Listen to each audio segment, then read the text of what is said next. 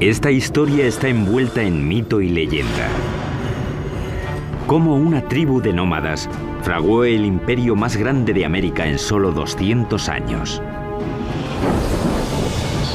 Tuvieron que inventar sistemas de ingeniería que eran extraordinarios para su época. Su civilización compitió con Roma en sofisticación.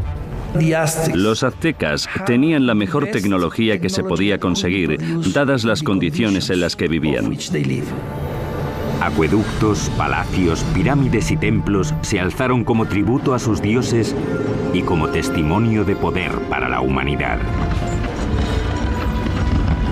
El mayor logro de los aztecas fue su flamante capital, que asombró a los exploradores europeos y la llamaron la Venecia del Nuevo Mundo. La ciudad se extendió reluciendo por los canales y el lago, adornada con árboles y mansiones preciosas. Pero su sed de poder y sangre les condenó a la destrucción. Cuando por fin llegó, la aniquilación sería más rápida y completa de lo que el mundo hubiera imaginado.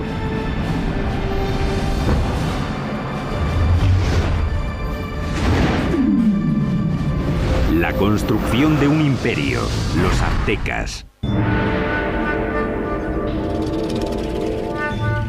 1325 después de Cristo, centro de México, cerca de la Ciudad de México actual. Una chica joven, una adolescente, celebra su inminente boda. Es la hija de un rey tribal y está a punto de unirse a una tribu nueva que ha sido invitada a su reino. La tribu es conocida ahora como los aztecas. Como parte del ritual, 5 nobles aztecas la llevan a un antiguo templo para la ceremonia. Pero cuando llegaron arriba, los nobles la apartaron del altar y la pusieron sobre una losa que había ante el templo que se usaba para los sacrificios. Le sujetaron los pies y las manos mientras el quinto hombre levantaba un cuchillo de obsidiana en el aire. Con un movimiento rápido le abrió el pecho y extrajo el corazón que aún latía.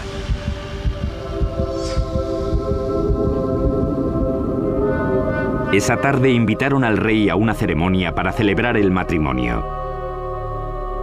Sin embargo, encontró a un sacerdote danzando, vestido con la piel aún brillante de su hija. Como parte del ritual, los aztecas la habían desollado en honor al dios de la fertilidad. Vio aquello y se quedó totalmente horrorizado, porque era su hija. Sus guardias y él persiguieron enseguida a los aztecas hasta el lago y luego hasta la isla donde se habían refugiado. La isla pantanosa no era un lugar acogedor. Y aún así, desde allí los aztecas superarían todas sus expectativas y forjarían el imperio más poderoso de las Américas.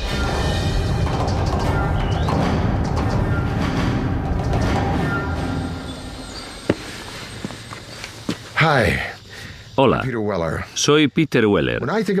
Cuando pienso en los aztecas, pienso en gente elegante con unos bonitos adornos en el cuerpo y el pelo. Y pienso en una canción de Neil Young sobre Moctezuma y Cortés. Pero también pienso en cuchillos de obsidiana abriendo cavidades pectorales y en manos sacando corazones sangrantes y mostrándolos en alto. La mayoría de los sacrificios aztecas se hacían en un templo en la cima de una pirámide de piedra como esta. Los aztecas pensaban que sin esas ofrendas el sol dejaría de salir y el universo moriría. La historia azteca es una mezcla de hecho y mito, aunque sí sabemos que ese asesinato, con lo horrible que fue, no solo marcó el comienzo del imperio azteca, sino que literalmente marcó el lugar donde empezaría a surgir. La isla a la que los aztecas fueron desterrados tras el desastroso sacrificio de la princesa estaba en el lago Texcoco, el más grande de 5 lagos interconectados que cubren un valle de 65 por 112 kilómetros. Hoy en día este valle enorme y abierto rebosa lo que es la Ciudad de México moderna, una de las ciudades más grandes del mundo. Pero hace 700 años la isla estaba tan empantanada que nadie la había reclamado. Pero mientras miraban el lago, el líder azteca Tenoch anunció a sus seguidores que había visto un águila posada en un cactus en mitad del lago, una señal de los dioses de que habían encontrado su hogar. Llamarían a su ciudad Tenochtitlán. La vida fue dura para los aztecas los primeros años de Tenochtitlán, pero tenían una visión. La visión de una ciudad poderosa modelada en una ciudad antigua y legendaria a solo 40 kilómetros de allí. Llamaron a esta ciudad Teotihuacán o Ciudad de los Dioses. Teotihuacán fue una de las ciudades más impresionantes de la Mesoamérica precolombina. Era misteriosa. Sabemos poco de ella porque no hay escritos que corroboren lo que ocurría en esa gran ciudad. Ya estaba en ruinas hasta en la época azteca, pero creían que era el hogar de los dioses y el sitio donde nacía literalmente el mismísimo sol. El lugar que los aztecas más veneraban de Teotihuacán era una pirámide que se alzaba por encima de los árboles. Se llamaba la Pirámide del Sol. La enorme pirámide solar contiene 765.000 metros cúbicos de tierra y piedra con una base aproximadamente del mismo tamaño que la Gran Pirámide de Giza, en Egipto. Los aztecas creían que Teotihuacán fue diseñada a imagen del cosmos que crearon los dioses. Fue esa imagen la que intentarían reproducir en la construcción de su nueva ciudad, Tenochtitlán. El que aceptó el reto fue un jefe azteca llamado Acamapixtli. En 1376 se embarcó en un plan ambicioso para hacer una ciudad muy avanzada en Tenochtitlán. Pero había un problema. Las islas pantanosas en las que se instalaron requerían mucho trabajo. Cuando empezaran a construir cualquier cosa, empezaría a hundirse. Simplemente no había cimientos sobre los que construir. La solución azteca revolucionaría la arquitectura de las Américas. Empezaron anclando bien los edificios al suelo usando un sistema de pilares de madera. Los trabajadores cortaban estacas de 10 metros de largo por unos 8 o 10 centímetros de ancho. Luego las clavaban en el suelo blando para que sirvieran de cimientos. Los pilares se rodeaban a menudo de piedra volcánica para añadir fuerza. Entonces los albañiles podían hacer muros encima de esa base sin problemas. Consiguieron pilares de madera para sostener la infraestructura, los cimientos de las pirámides. El que no se hundiera ni se inclinara me parece una proeza de la ingeniería. Tenochtitlán era una ciudad-isla, pero los lagos circundantes eran poco profundos, no más de 2 metros en la mayoría de los sitios. Aquello parecía una metrópolis gigante flotando en una charca. Originalmente la única manera de llegar a la ciudad flotante desde tierra era en barco, pero los aztecas inventaron con el tiempo una serie de pasos elevados de hasta 14 metros de ancho que conectaban la ciudad flotante con las provincias de tierra firme. Los pasos estaban sostenidos sobre pilares de madera, como los que sostenían los templos y otros edificios. Tuvieron que clavar miles de esos pilares en el lecho del lago, y eso presentaba un reto logístico que solo se podía atajar con una mano de obra fuerte y hábil y los mejores ingenieros de Mesoamérica. Para hacer un paso se ponían 2 filas de estacas. Luego se rellenaba el espacio del medio con piedras y tierra hasta que sobrepasaba el nivel del agua en varios metros. Eso permitía a la carretera soportar muchísimo peso. Estos pasos se construyeron muy rectos. Eran muy anchos, con puentes que se abrían y conectaban la ciudad por el norte, el oeste y el sur. Las carreteras permitieron a los aztecas transportar materiales más grandes y pesados para la construcción, aunque eso presentaba un reto nuevo. No existían las bestias de carga en Mesoamérica, así que los humanos lo tenían que hacer todo. No existían las carretas ni la rueda. Las cargas pequeñas se llevaban a la espalda, sujetas con una cuerda que se ajustaba a la frente. Los objetos grandes, como los bloques de piedra o las esculturas de los templos, los arrastraban con cuerdas una gran cantidad de hombres, posiblemente usando troncos como rodamientos. Cuenta la leyenda que un bloque de piedra para un templo requería la fuerza de 1000 hombres para arrastrarlo desde las montañas de tierra firme por el paso y hasta la ciudad. Los pasos también ofrecieron a los aztecas una nueva forma de introducir agua potable en Tenochtitlán. Anteriormente, los aztecas transportaban el agua en canoas desde la orilla. Pero el gran crecimiento de la población les obligó a obtener una solución más avanzada para cubrir la demanda. Querían usar el agua de los manantiales de tierra, así que querían construir un acueducto. Pero los manantiales estaban bajo control de la tribu que dominaba la región, los despiadados tepanecas. Los tepanecas controlaban o dominaban todo el valle. Tenían un imperio muy fuerte y eran los señores. Así que los aztecas eran sujetos tributarios de ellos. Mientras crecía la población azteca, la tensión con los tepanecas empezó a surgir. Los aztecas decidieron dar un ultimátum que podría cambiar el equilibrio de poder en la región. La gente de Tenochtitlán no solo exigían a los tepanecas que les dieran el agua, sino que exigían que ayudaran a construir el acueducto. La respuesta de los tepanecas fue rápida y brutal. El rey tepaneca Maxtla envió asesinos que mataron al jefe azteca a sangre fría. Fue la gota final. Tras décadas de dominación, los aztecas se movilizaron y se levantaron contra sus caciques despiadados. E iniciaron una serie de ambiciosos proyectos de construcción alrededor de la ciudad-isla que les valdría la reputación de mejores ingenieros de las Américas.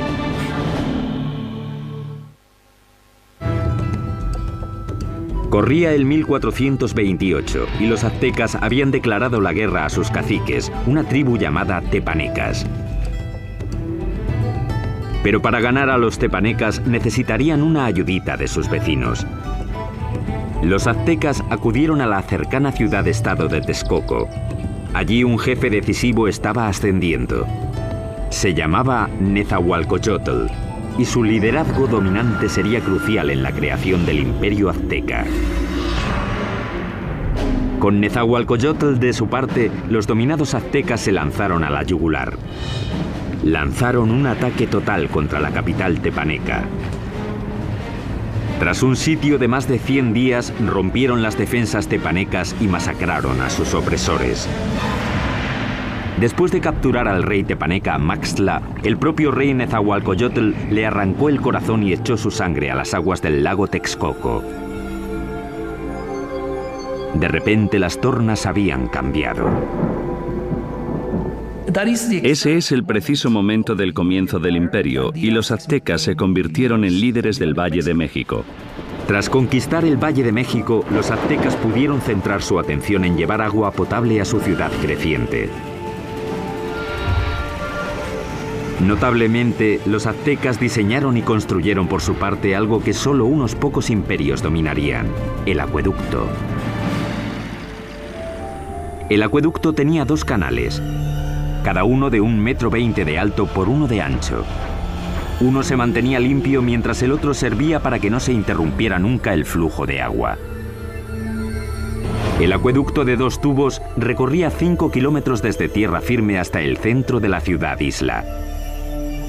En la ciudad, el agua llegaba hasta fuentes públicas y embalses y se distribuía al público en grandes jarras de barro o mediante canoas. En comparación con los europeos, los aztecas eran muy limpios. Sabemos que el emperador azteca se bañaba 2 veces al día.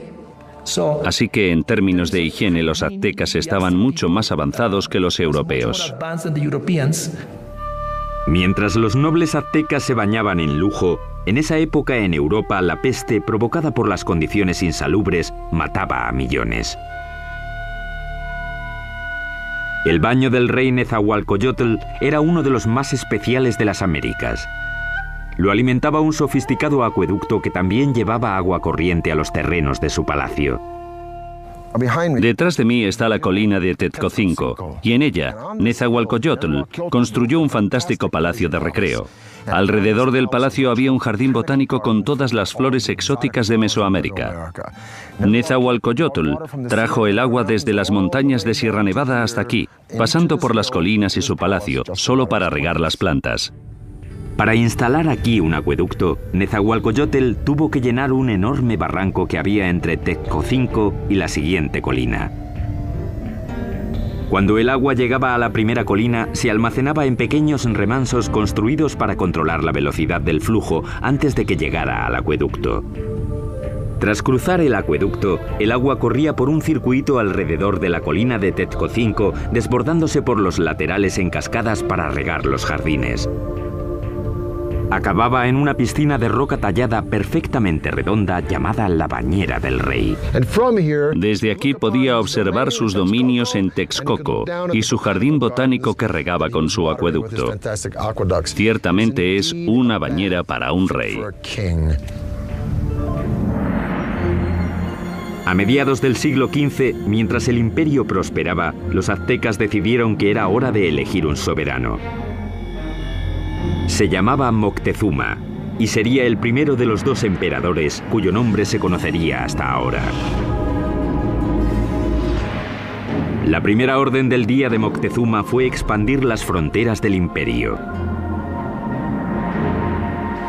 Los aztecas capturaron las ciudades-estado que había al sur, hacia el valle de Oaxaca, al oeste hasta el Pacífico y al este hasta el Golfo de México. En 1449, el imperio contaba ya con 15 millones de habitantes. En el corto periodo de 100 años, los aztecas consiguieron lo imposible. Cambiaron el orden del mundo mesoamericano. Pero al tiempo que los aztecas dominaban militarmente, su ciudad-isla era vulnerable a otro tipo de enemigo. Como Nueva Orleans, Tenochtitlán luchaba constantemente con el agua. Y uno de los primeros proyectos de Moctezuma fue proteger la ciudad de las inundaciones. Esto es lo que queda del lago Xochimilco, en la parte sur de Ciudad de México, de los tiempos aztecas de la ciudad de Tenochtitlán. Este lago, como los otros 4 que rodeaban a los aztecas, se alimentaba de manantiales, así que no había ríos o riachuelos por los que drenarse, y si llovía lo suficiente, el nivel del agua subía y se desbordaba por la tierra y la ciudad. Eso fue exactamente lo que pasó a mediados del siglo XV, cuando una inundación de proporciones catastróficas barrió Tenochtitlán. La ciudad que comandaba el imperio quedó casi destruida y la civilización azteca tuvo que depender una vez más de la genialidad de sus ingenieros y de uno en particular. Moctezuma apeló a la ayuda de su antiguo aliado Nezahualcóyotl para proteger la ciudad que estaba reconstruyendo en el lago. Nezahualcóyotl diseñó algo que le convertiría en el mejor ingeniero del continente. Su plan era crear una zona de seguridad alrededor de la ciudad con un enorme dique que protegería Tenochtitlán y a sus habitantes. Fue diseñado para ser mayor que ninguna otra obra que hubiera en las Américas en ese momento, con una longitud de 16 kilómetros al este de la ciudad desde el extremo sur del lago y hasta el norte. Los muros fueron un trabajo de cestería, hechos de palos, juncos, piedras y tierra. Como el lago era poco profundo, el dique solo tenía 3,70 metros de alto, aunque el ancho era de 8 metros. Nezahualcóyotl remató el dique con compuertas, seguramente puertas de madera, que se podían subir o bajar para controlar el nivel del agua. El dique también sirvió para otro propósito, proteger el suministro de agua. Era importante construir algún tipo de mecanismo de protección para evitar que se mezclase el agua salada con el agua dulce de la parte oeste del lago. Napoleón dijo, un ejército marcha sobre el estómago. Es fácil suministrar comida de sobra para los civiles durante el desarrollo crítico de cualquier civilización, pero los aztecas perfeccionaron un método único no solo para proporcionar mucha comida al pueblo civil, sino para impulsar la expansión militar del imperio. Esta solución revolucionaria se llamó chinampas, un sistema que les permitió crear literalmente tierra nueva para cultivar y para vivir. Si vas a hacer una ciudad de cualquier tamaño, tienes que proporcionar espacio, así que lo que ellos hicieron fue construir esas chinampas en el lecho del lago. Básicamente, una chinampa es una isla artificial construida en el lago. Parecían campos de fútbol estrechos, de unos 90 metros de largo por unos 10 metros de ancho. Una chinampa se hacía tejiendo una red de palos que flotaba en el agua y apilando juncos y hierbas encima. Después se sacaba fango del lecho y se ponía encima de los juncos para formar la chinampa. Entre 4 y 6 hombres tardaban 8 días en construir una chinampa media. Estaban conectadas a la ciudad por canales navegables gigantescos que miles de hombres tardaban meses en hacer. Una chinampa como esta podía producir hasta 7 cosechas al año, mientras que un agricultor en tierra firme podía cosechar 1, 2 o quizá 3 veces como mucho. Cuando una cosecha estaba lista para que la recogieran en una chinampa, los brotes de la siguiente ya estaban saliendo del fango que estaba extendido en un barco adyacente a la chinampa. Entonces, cuando los brotes estaban listos, se llevaban a la chinampa y el ciclo se repetía una y otra vez en cientos de chinampas. Fue esta tecnología lo que hizo que Tenochtitlán pasara de ser una ciudad tribal más en el siglo XIV a una ciudad-estado dominante y próspera. Con la infraestructura de la ciudad lista y enormes tierras bajo su control, los aztecas extendieron las fronteras de su imperio más que nunca. Crearon una red de carreteras muy extensa, superautopistas aztecas. Pero al tiempo que el imperio crecía, también lo hizo la práctica de sacrificios humanos. Muy pronto ríos de sangre corrían por las calles de Tenochtitlán.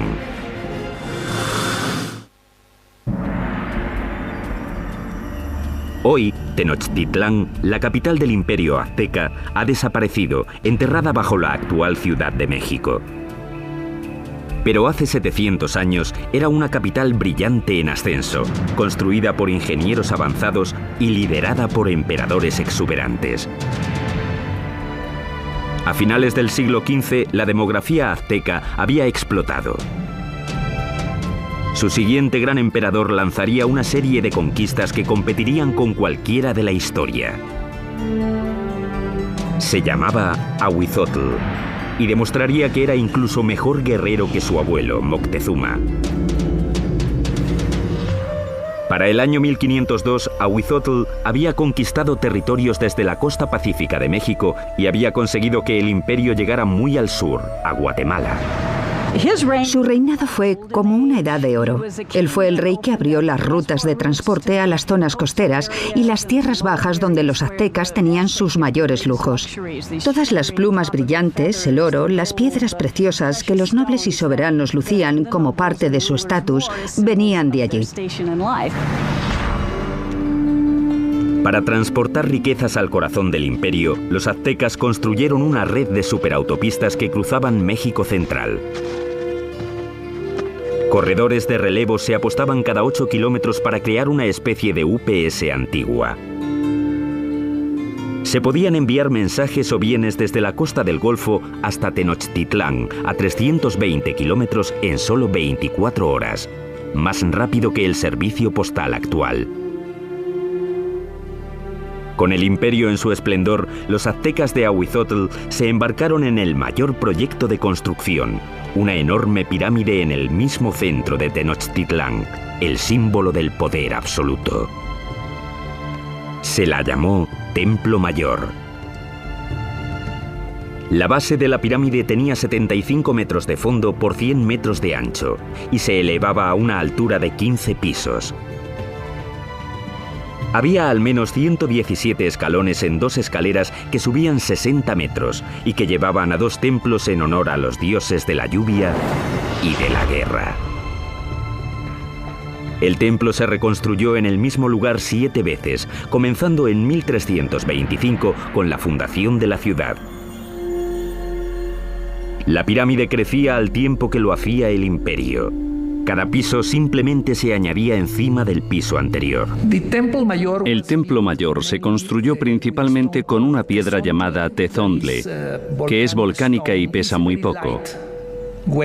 Eso evitaba que el templo se hundiera. Para los suelos y paredes, los aztecas aplicaron un revoque de cal, que era una especie de cemento. Algunos ejemplos encontrados hoy son tan duros como el cemento moderno, incluso después de 500 años. Los albañiles aztecas trabajaron durante décadas para completar su monumento a los dioses. El templo estuvo enterrado hasta 1978, cuando la compañía eléctrica cavó una zanja y descubrió accidentalmente una enorme piedra tallada y las ruinas del templo con ella. El disco tiene 3,5 metros de diámetro, pesa 20 toneladas y representa el cuerpo desmembrado de la diosa Coyolxauhqui. Coyolxauhqui era la diosa de la luna, y su hermano la mató porque se quedó embarazada de una forma vergonzosa. Los aztecas no eran nada mojigatos. De hecho, los nobles tenían muchas mujeres y concubinas. Pero entre el populacho, sobre todo las mujeres, el adulterio estaba prohibido y se castigaba severamente, a menudo con la muerte. Según la leyenda, el hermano de la diosa de la luna le cortó la cabeza y tras decapitarla tiró el cuerpo por una colina. Los aztecas representaban este asesinato literalmente y a menudo en festivales durante todo el año. Decapitaban a sus víctimas en la cima de la pirámide y luego tiraban los cuerpos por las escaleras hasta la gran piedra de abajo. Para los romanos, el tesoro más preciado era el oro. Para los egipcios era el más allá. Para los aztecas era la sangre humana. Creían que tenía que haber reciprocidad con los dioses, así que tenían que agradecer a los dioses dándoles lo más preciado que tenían, que era la sangre humana. Los aztecas la llamaban agua preciosa y creían que si los dioses no la recibían en grandes cantidades, el mundo acabaría en apocalipsis. Adornar los muros interiores de los templos con sangre humana fresca era práctica común. Y el olor tenía que ser horrible. Para dedicar su expansión del gran templo, el emperador Azhuitzotl hizo un sacrificio en masa. Las cabezas de las víctimas se expusieron con orgullo en estantes alrededor del templo. Según las crónicas, dicen que sacrificaron a 20.000 personas. Desde un punto de vista práctico y desde un punto de vista científico, parece imposible. Así que creo que la crónica, que la escribieron fuentes españolas, quería decir que a sus ojos había muchos. Durante el reinado de Azhuitzotl, las sangrías se dispararon. La vida en Tenochtitlán se convirtió en una orgía de muerte. Llevaban tanto a amigos como a enemigos para presenciar los sacrificios. Siempre eran sacrificios rituales, siempre son eventos, pero también eran declaraciones políticas, una forma de intimidación. En el momento de la muerte de Azhuitzotl, los aztecas habían institucionalizado los sacrificios y habían convertido los asesinatos en el campo de batalla en un arte. Eran los guerreros más feroces de América, una élite que tendría un espectacular templo dedicado. Pero ni siquiera ellos estaban preparados para la guerra de los mundos que les iba a caer encima.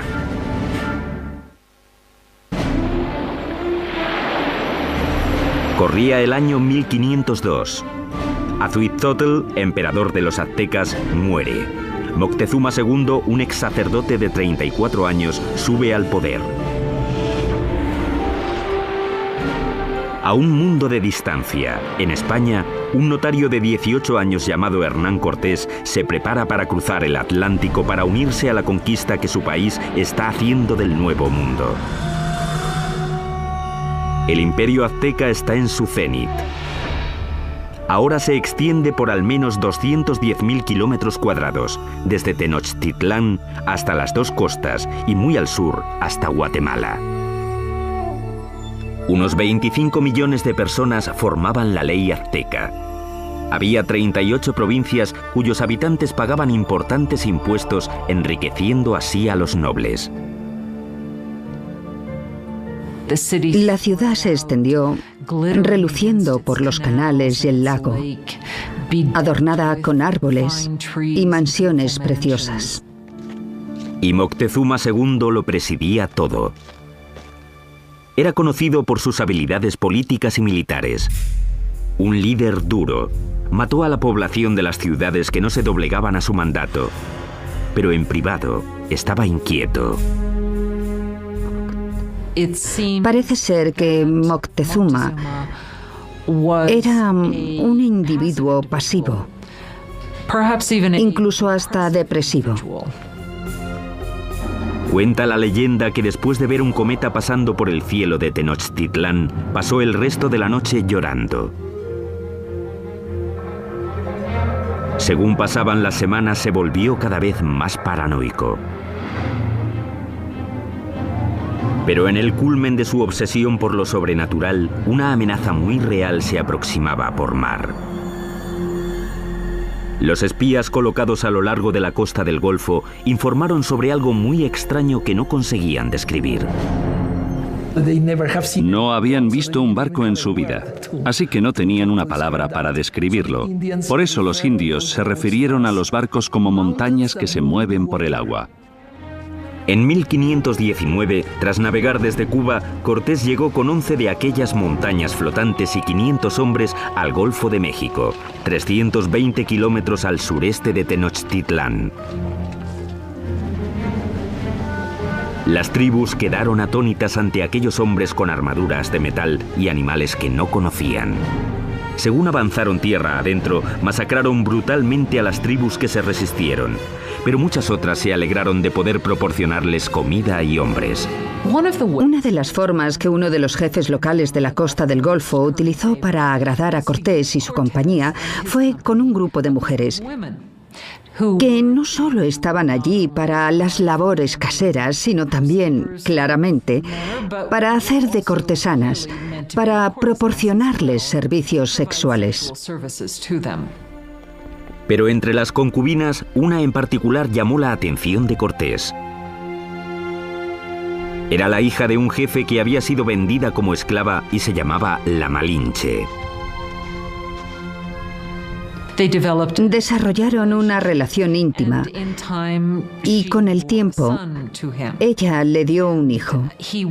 Ellos fueron las primeras personas de sangre mezclada del Nuevo Mundo. Pero era mucho más que una amante. Se convirtió en la intérprete de Cortés y su papel se amplió a consejera e intermediaria entre él y los aztecas. No solo era su traductora, también le contaba cosas que se estaban diciendo que se suponía que él no tenía que oír o entender. La red de corredores de relevos de Moctezuma le mantuvo informado de los movimientos de los españoles. Estaba claro que iban hacia la ciudad. Mientras avanzaba hacia Tenochtitlán en el verano de 1519, Cortés amasó un ejército de miles de hombres. El ejército de guerreros de Moctezuma contaba con cientos de miles. Iban vestidos de animales en el campo de batalla para intimidar a sus rivales. Parte de ello era espectáculo. Los guerreros llevaban distintos trajes increíbles. Los guerreros más importantes eran los caballeros, vestidos de jaguares y águilas. Los caballeros aztecas se iniciaban en sus órdenes con ceremonias sagradas en templos especiales como este. Este es el templo Cueva de Malinalco, uno de los 6 templos de esta remota ladera a unas horas al sur de Ciudad de México. Moctezuma lo terminó en el año 1502, poco después de su coronación. En Europa, Miguel Ángel estaba esculpiendo el David en la República de Florencia. Pero mientras Miguel Ángel tallaba el David, los aztecas extraían este templo directamente de la ladera de la montaña. Y es el único templo en todo el hemisferio occidental construido de esta forma. Al final de las escaleras de Coalcali se encuentran las esculturas de dos jaguares. A los lados de las puertas yacen los restos de dos guerreros. La puerta representa la boca abierta de una serpiente gigante. Literalmente se puede ver la lengua saliendo del templo. Los aztecas creían que esta era la entrada al centro de la tierra. Los guerreros privilegiados venían aquí, entraban en la sala con esculturas de águilas, les perforaban la nariz y ofrecían sangre en sacrificio para Huitzilopochtli, el dios de la guerra. Pero esta no sería, ni mucho menos, la última vez que los guerreros aztecas vendrían a dar su sangre. El primer encuentro entre Cortés y Moctezuma sería pacífico. Pero el conquistador sabía que un choque enorme y sangriento entre el viejo mundo y el nuevo mundo tendría lugar pronto. Y la aniquilación que tuvo lugar sería uno de los acontecimientos más aterradores de la historia de las Américas.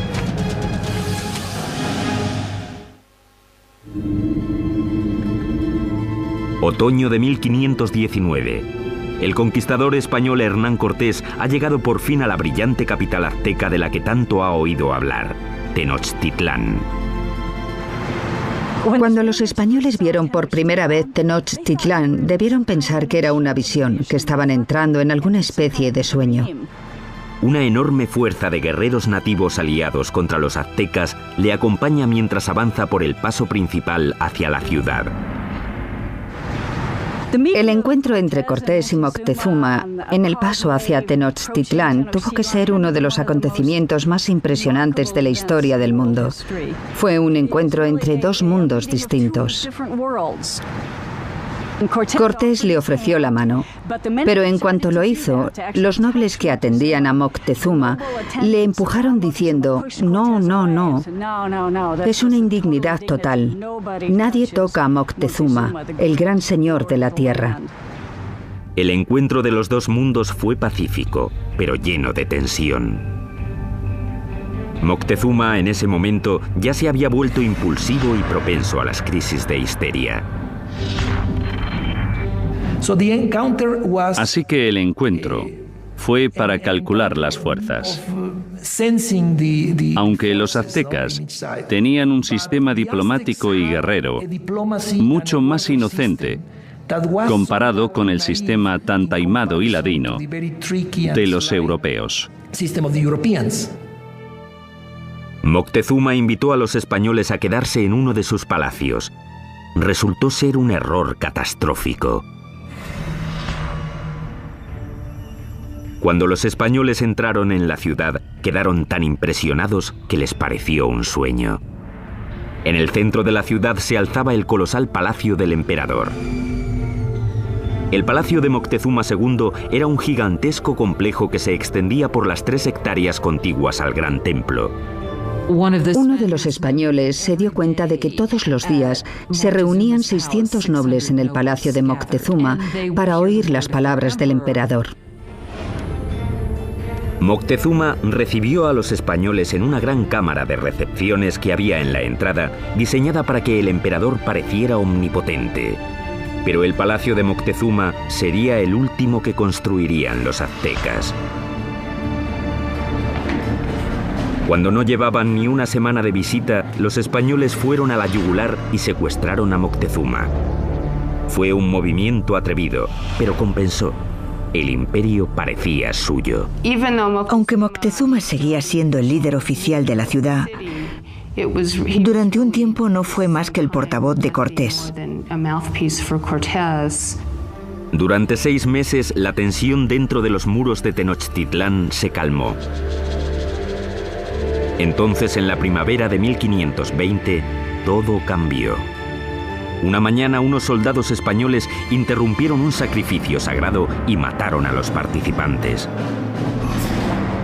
El acto desencadenó un alzamiento. Para los aztecas, los españoles habían cometido un sacrilegio inefable. La ciudad quedó sumida en el caos cuando los aztecas marcharon al palacio de Moctezuma. Moctezuma intentó subir a la cima del palacio, hablar con la gente y calmarlos, pero ya no aguantaron más. Moctezuma se había convertido en la marioneta de los españoles. Una traición tan enorme a los ojos de su pueblo que le lapidaron y tiraron flechas.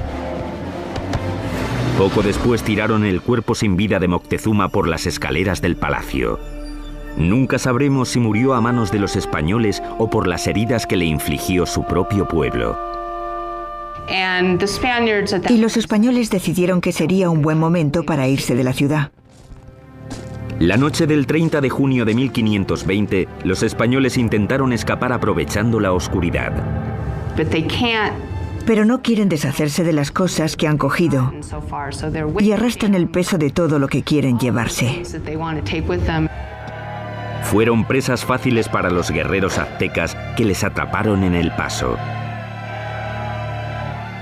Los cuerpos se apilaron rápidamente en el agua. 400 españoles fueron masacrados junto a miles de sus aliados indios. Esa escapada ha llegado a llamarse la Noche Triste. Cortés y unos pocos más consiguieron escapar con vida. Los españoles acabarían destruyendo la brillante ciudad de Tenochtitlán. Empezarían cortando la línea vital de la ciudad, el acueducto. Mientras cientos de miles de personas dentro de los muros de la ciudad estaban sin agua, Cortés creó un bloque alrededor de Tenochtitlán para que no recibieran suministros del exterior. Así que la idea del bloqueo era hacer que se rindiera la ciudad por hambre. Pero los aztecas tenían muchísima resistencia y no sería fácil vencerlos. Y lo que decidieron hacer fue lanzar un ataque por tierra y por mar.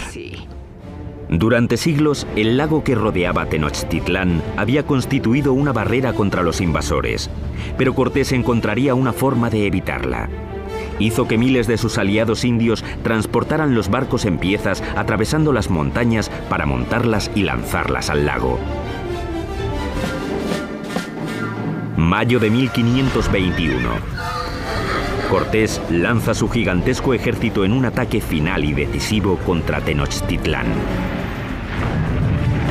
600 españoles, incluyendo 100 caballeros y hasta 50.000 aliados indios, se enfrentaron a los defensores aztecas de la ciudad sobre los pasos.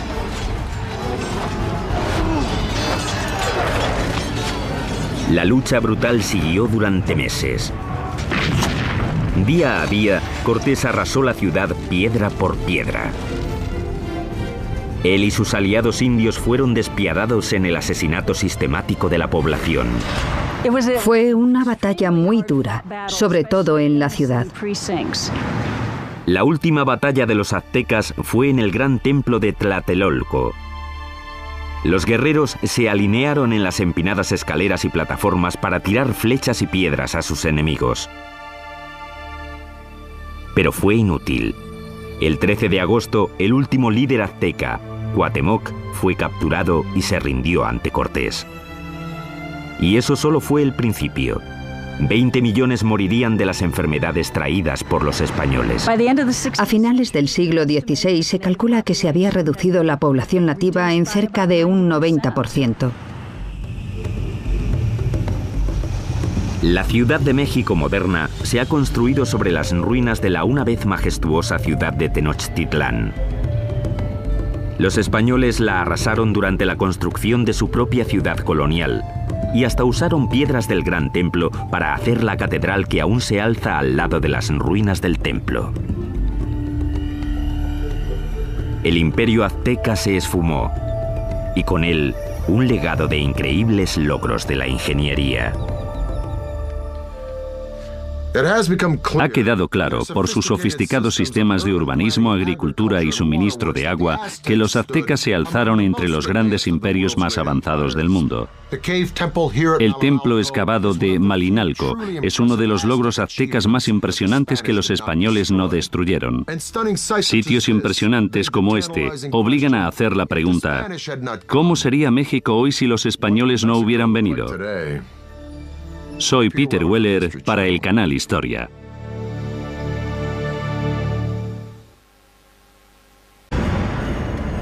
Como parte del ritual, 5 nobles aztecas la llevan a un antiguo templo para la ceremonia. Pero cuando llegaron arriba, los nobles la apartaron del altar y la pusieron sobre una losa que había ante el templo que se usaba para los sacrificios. Le sujetaron los pies y las manos mientras el quinto hombre levantaba un cuchillo de obsidiana en el aire. Con un movimiento rápido le abrió el pecho y extrajo el corazón que aún latía.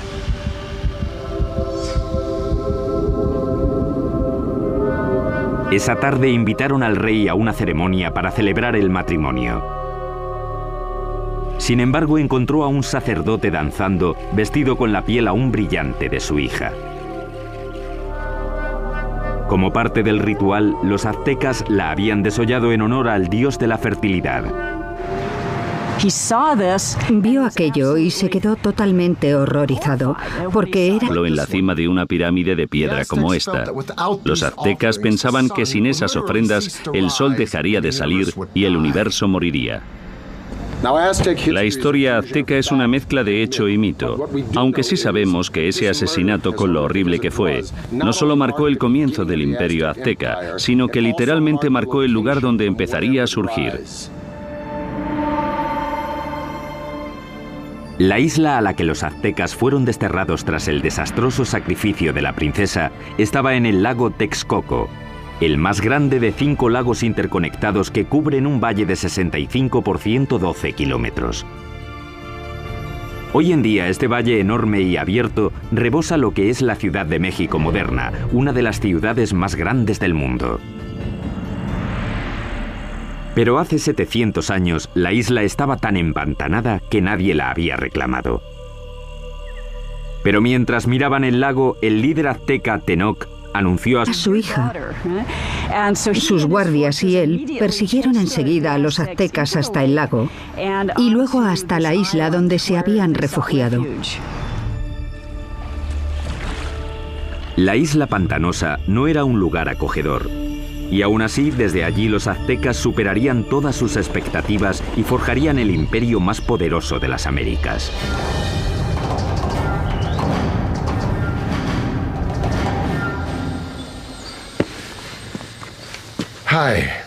Hola, soy Peter Weller. Cuando pienso en los aztecas, pienso en gente elegante con unos bonitos adornos en el cuerpo y el pelo. Y pienso en una canción de Neil Young sobre Moctezuma y Cortés. Pero también pienso en cuchillos de obsidiana abriendo cavidades pectorales y en manos sacando corazones sangrantes y mostrándolos en alto. La mayoría de los sacrificios aztecas se hacían en un templo.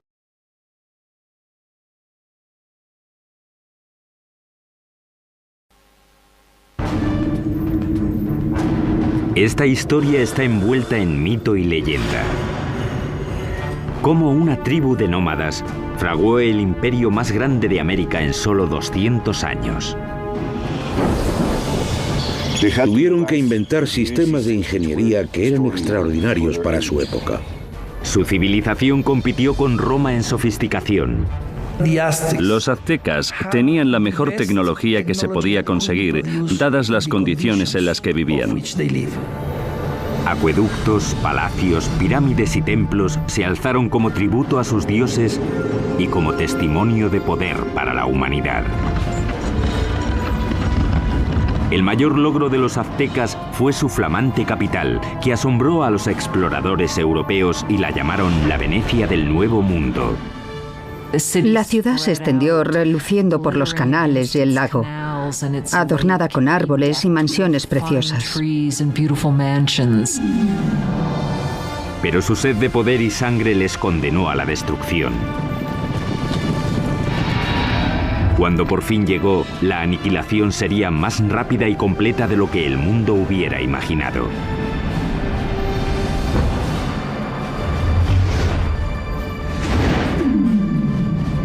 La construcción de un imperio, los aztecas. 1325 después de Cristo, centro de México, cerca de la Ciudad de México actual.